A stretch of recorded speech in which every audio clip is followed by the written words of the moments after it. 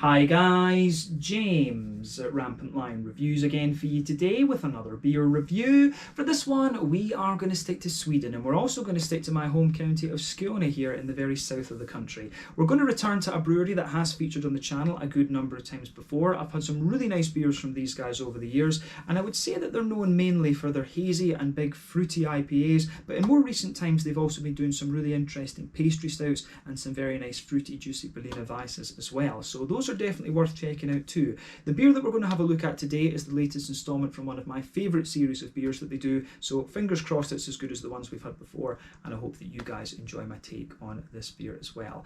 So yeah, for this review then we are going to head a little bit north of me here in Lund to Helsingborg, and we're going to have a look at another beer from Brewski Mikrobryggeri. So this particular beer is called Pineapple Pie. It comes in at 4% ABV, and this one of course is the latest installment from their pie series of Berliner Weisses. So they're describing this one as a Berliner Weisse with pineapple, coconut and vanilla, and yeah, I think it should be really quite interesting. This is my 5th or 6th beer from the pie series that we've had so far. We've had the triple berry, we've had the raspberry, the strawberry, the Hawaii and the dragon fruit pie, if I remember correctly, so this one is probably the 6th. Trying to remember if we've had more than that, but that is quite possible. But yeah, like I said, they're doing some really interesting sour beers now. They've also got the sorbet series, which I reviewed one from quite recently. I think that was the first one they released through Systembolaget, and that was also very nice actually. Not quite as creamy. The sorbet series, if it's going to continue that way, the sorbet series wasn't quite as creamy as these ones were. But these are lovely Berliner Weisses, and if you do see anything in this pie series, then I would recommend that you check it out, particularly if you're a fan of the style. The cake series, the pastry stouts are also very good, and the original Fieber series with all the different fruits in the IPA, that's also a very good one to check out. Probably Passion Fever and Mango Fever are the ones that you're most likely to come across, and those were two of the beers that really helped put Brewski on the map. And these guys, along with Bryggeriet, are probably the best known of the Skånsk breweries throughout the world. I've seen Brewski in Japan. My shop that I normally go to in Osaka had some Brewski recently, which I thought was really cool. And I've seen these guys and Bryggeriet in a few of the beer shops in Hong Kong as well, which was very cool also when I was there. But yeah, this particular beer was released as part of the Lokal Småskalig assortment through Systembolaget here in Sweden for April of 2021. The exact release date was the 6th of April, delayed a little bit of course because of Easter. But like I said earlier, looking forward to this one, and I hope you guys enjoy it. So let's crack on with this review then. A 4% pineapple and coconut and vanilla Berliner Weisse.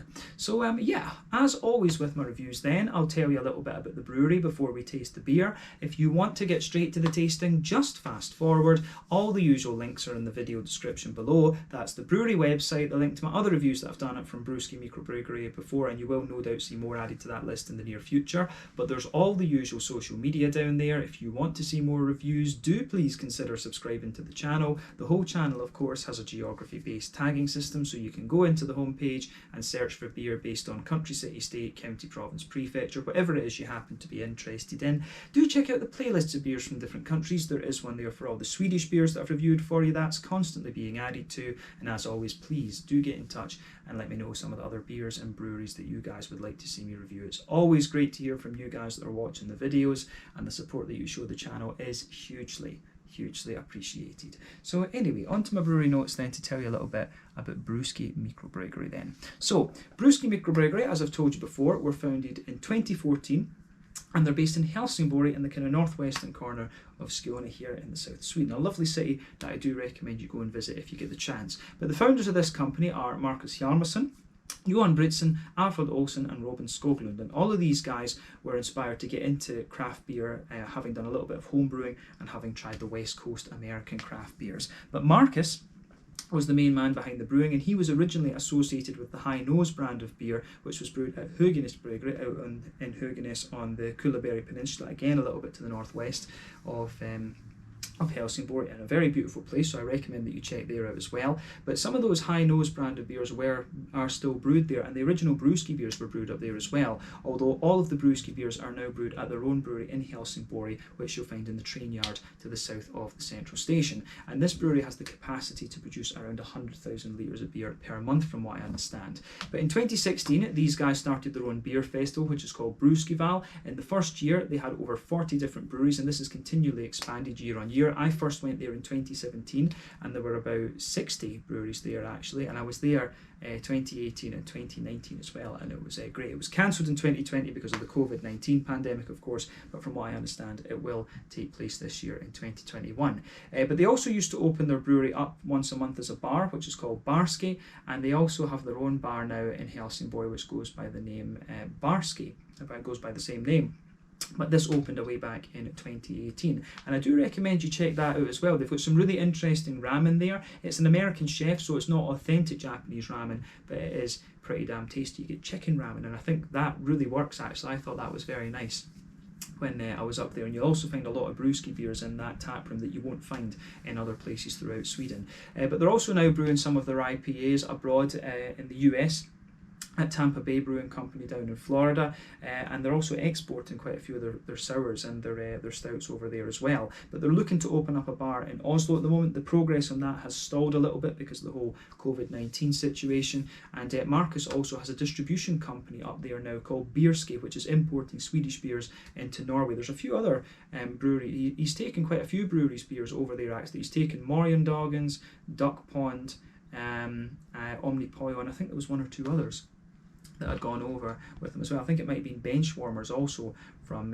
Helsingborg. So yeah, there are quite a few breweries going over there now, so I'm hoping that we get some of the other Norwegian stuff coming back the way through Brewski as well. That would be pretty cool actually, because it seems that Marcus wants to kind of promote the whole Nordic beer scene, not simply the Swedish one. So I think that's pretty cool. They were talking about expanding Brewski into Denmark as well, from what I understand, but of course we'll need to see what happens with that after the pandemic. But over the course of 2019, these guys produced around 500,000 litres of beer in total.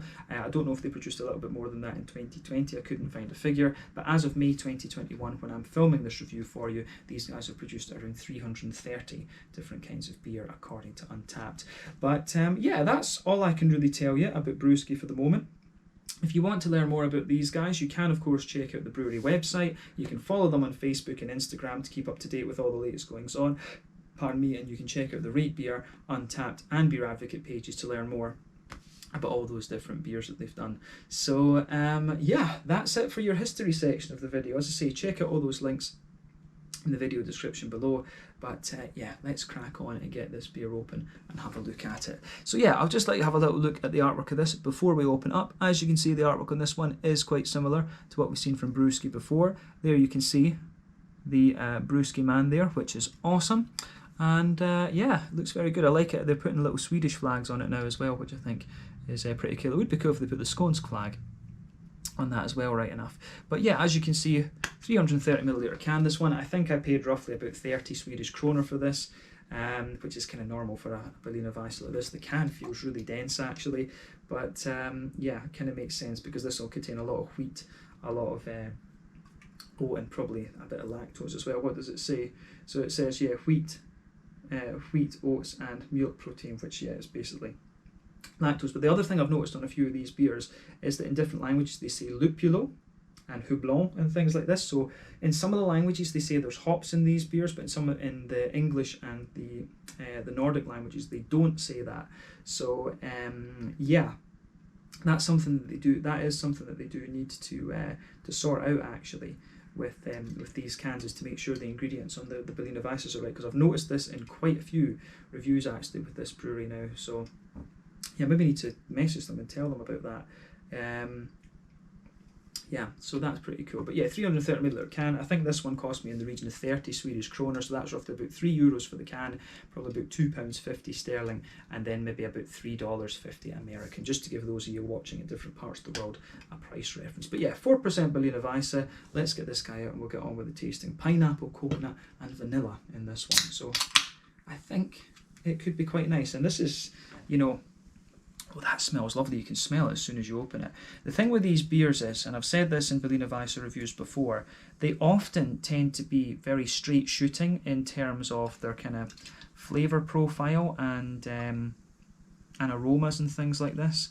But yeah, they tend to be like that, but you know, they always tend to taste very, very nice. But this one I think will be quite a bit different from the ones we've had before. Probably the closest one we've had to this will be the Hawaii pie, but it's because that was the first kind of more tropically leaning one we had, whereas the other ones were a bit more sort of berry, but you know, the dragon fruit was just completely different. The only one I've not reviewed from this series, I think, is the rhubarb pie, because I wasn't sure if I fancied that, but you know, I'm tempted to get a can just because it feels a shame not to do a review of that one.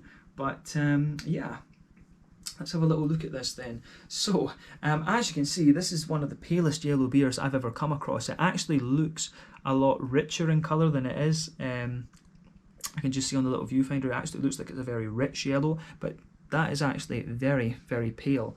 If we shine the light through it, you're getting absolutely, you're getting very, very little in the way of transparency to this one. This is haze for days, if you like, but yeah, it looks very nice, lovely kind of pale, you know, pineapple-y juice colour. It definitely just looks a little bit like pineapple juice, to be honest with you, which isn't a surprise.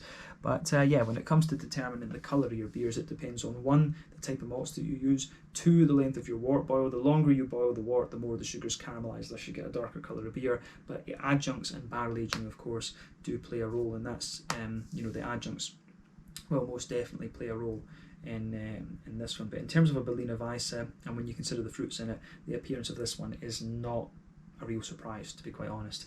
So yeah, this does look, it does look very, very nice. So yeah, let's take a closer look at the aroma of this one then, and just and see how we get on. There's nothing surprising about the appearance of this one. No head on it. There was a wee bit of head when we poured it perhaps, and it was a kind of creamy white colour, of course, but nothing really left. So yeah, aroma time for this one then.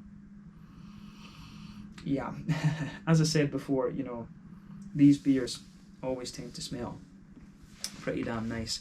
So straight away with this one, you can smell that lovely big kind of yogurty thing that you quite often get from these big sweet Berliner Weisses, and particularly the Berliner Weisses, not so much the Goses, I think, because the Goses are a little bit more kind of salty in a sense, but yeah, you do get this typical kind of yogurty sort of thing in there. So you can smell the nice kind of smooth, thick, wheaty bready base under it. You can smell the oats kind of thickening out the beer as well, and you know, the lactose is really just making this beer smell like a big, thick, yogurty thing. You can smell a bit of vanilla in the kind of front of the nose there as well.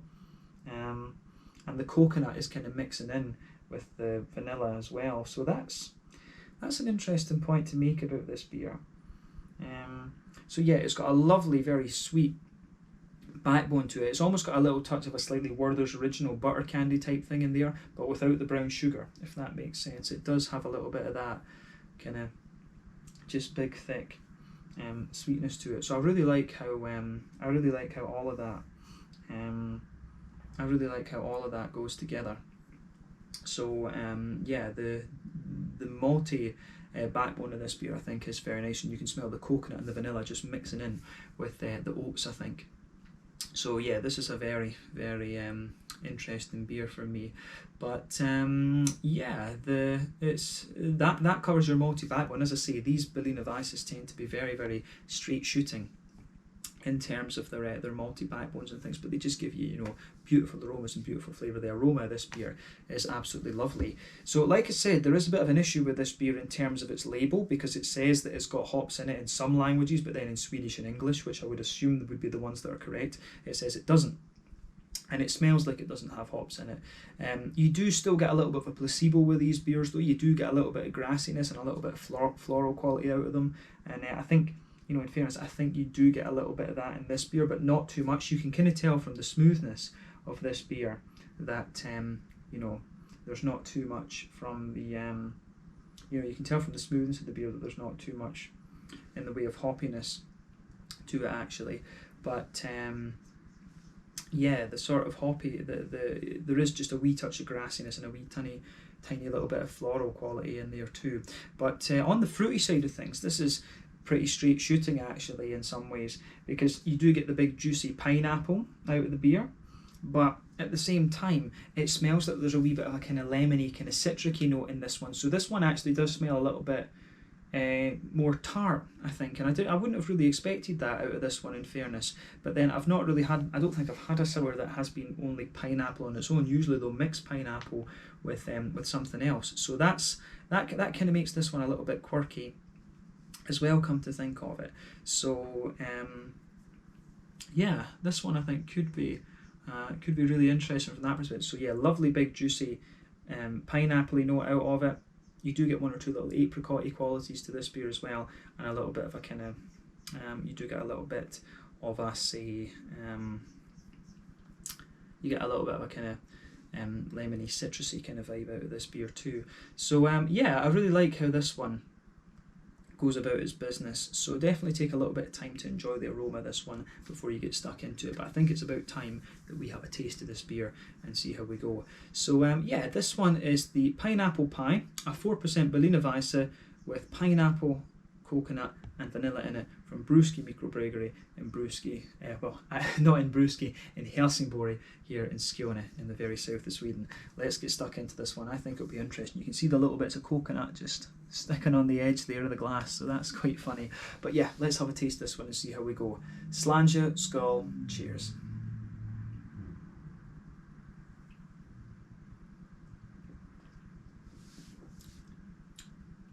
Ooh. Now, that's interesting. If I was tasting this blind, I would have thought this might actually have belonged a little bit more in the kind of sorbet series, because it does have a wee bit more tartness to it. So yeah, that's interesting, but it's got the lovely kind of sweet backbone. It's almost, this beer almost, it's almost like a kind of pineapple meringue or something. That's what it tastes like. That's my first impression of this one. But yeah, this one is a little bit lighter and a little bit less kind of creamy than some of the other ones we've had in this series before, come to think of it. So bear that in mind when you try this beer. This one is a wee bit different.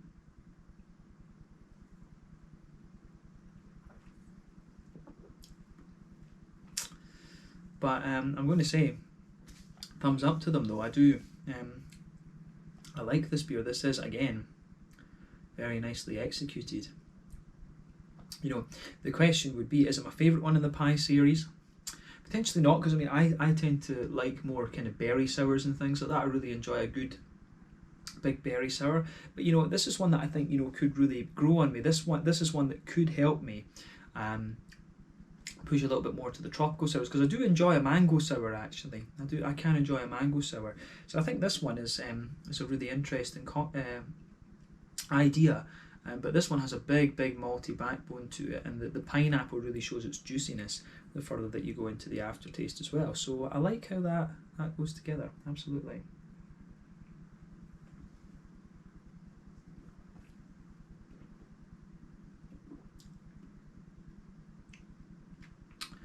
So yeah, where to start then with this beer? As I say, first impression of this one is that it's quite a bit lighter than than the other ones that we've come across from Brewski before, but it's a beautifully executed beer.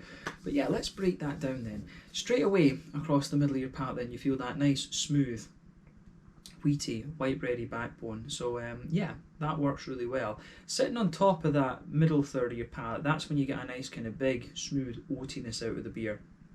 And again, that just really thickens everything up. You can also feel the lactose sitting on top of that as well. So I actually don't know what layer. You've got the smooth, wheaty, bready backbone, then you've got the oaty, creamy layer sitting on top of it, and then you've also got the, as I say, you've got the kind of lactose in there too. But if you move towards the kind of front half of that middle third of your tongue, that's when you get, you know, that's when you start to get the coconut and the vanilla coming out of this one. The sweetness of that malty backbone of the beer really is on the kind of front half of the middle third of your tongue. So yeah.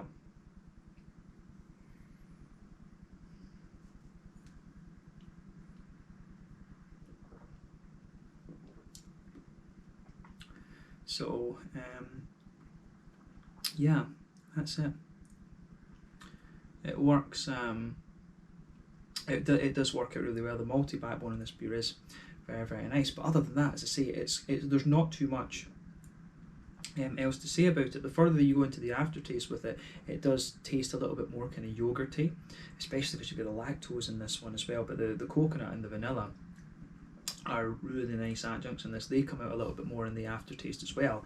But yeah, on that border region between middle third and back third of your palate, you get a nice, you do get a nice little bit of a, you get a wee bit more of a kind of slight doughy, bready build-up sort of thing. So you get that on the border region, but then the back third of your palate, you get more of the kind of wheaty notes out of this. But I think the lactose is still going back there as well and just smoothing the whole thing out actually. So yeah, on the back third of your palate, I think the flavour again is a little bit taller, but you can feel it kind of condenses down as you move further forward. And that border region between back and middle third of your palate goes down quite a bit. Then the flavour is quite condensed together within the middle third of your tongue. So yeah, I like how all of that, pieces together in this one. Absolutely.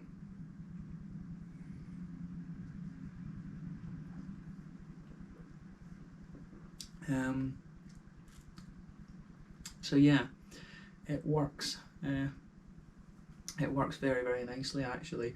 So yeah, malty side of this beer gets a big thumbs up for me.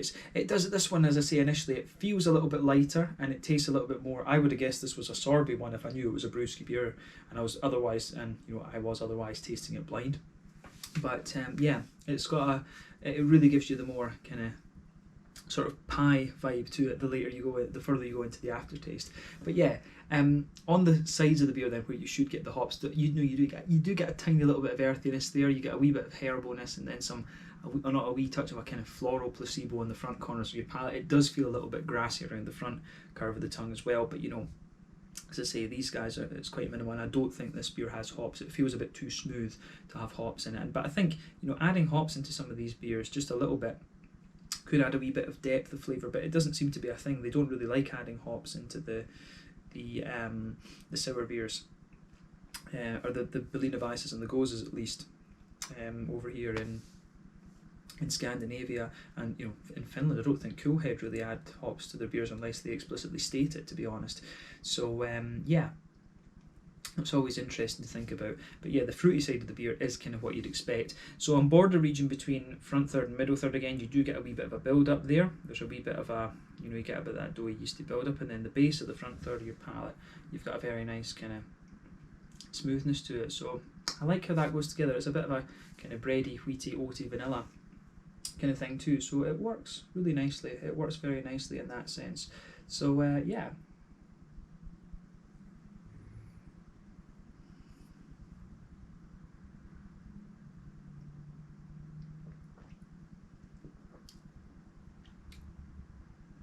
But yeah, that base of the beer kind of works quite well, because on top of that you can feel a bit of a fruity slickness in a sense. So behind the very kind of front tip of the tongue, that's when you get a wee bit of that kind of almost citrusy tartness coming out of the beer, but it's not overly sharp and puckering or anything like that. It's just a little touch of tartness, if you like. But then on the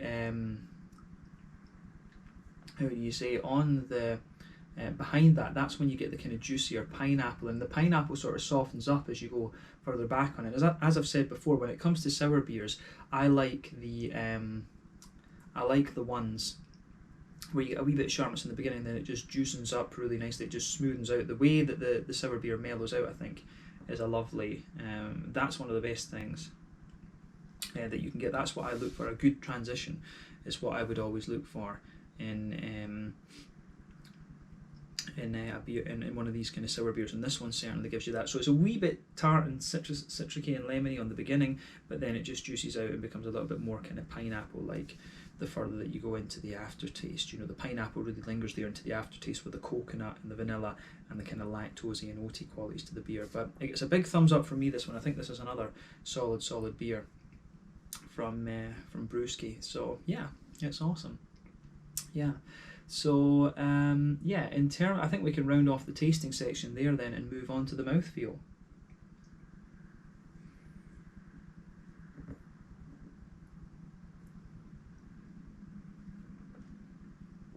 So yeah, in terms of the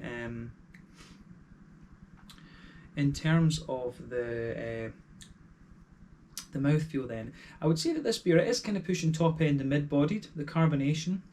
it's quite smooth. But like I say, this beer is a little bit wetter and things than some of the other beers we've had in this series. The other thing to consider there is that it could just be my palate is adjusting to these a little bit more and getting used to them.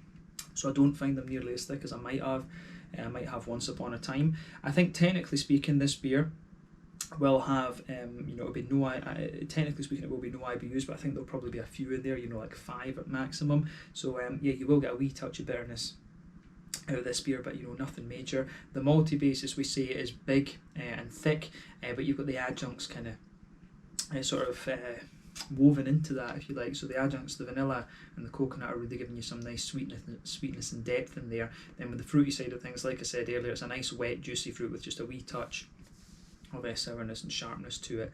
But yeah, I certainly like how it goes together in this one. So this beer gets a thumbs up from me. So yeah, another interesting addition to the pie series from Brewski. I certainly wouldn't hesitate to drink this one again.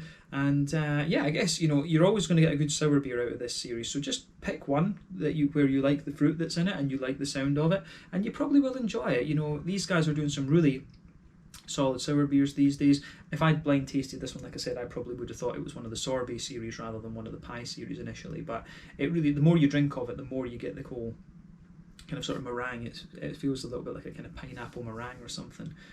This beer, the more that you drink of it. But yeah, very nicely done. And once again, a big thumbs up to Brewski for this. So I look forward to seeing what they're going to do next time with the pie series.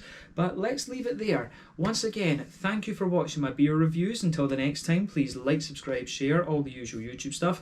Let me know your own thoughts on this beer in the comment section below. Let me know what your favourite beers are from Brewski. We will no doubt return to these guys at some point in the near future, as I said. But in the meantime, thank you for watching. Check out my social media, check out this brewery, and I will see you guys soon. The Pineapple Pie, a 4% Berliner Weisse with pineapple, coconut and vanilla from Brewski Mikrobryggeri in Helsingborg in Skåne in the northwest of Sweden. Slange, skål, and cheers.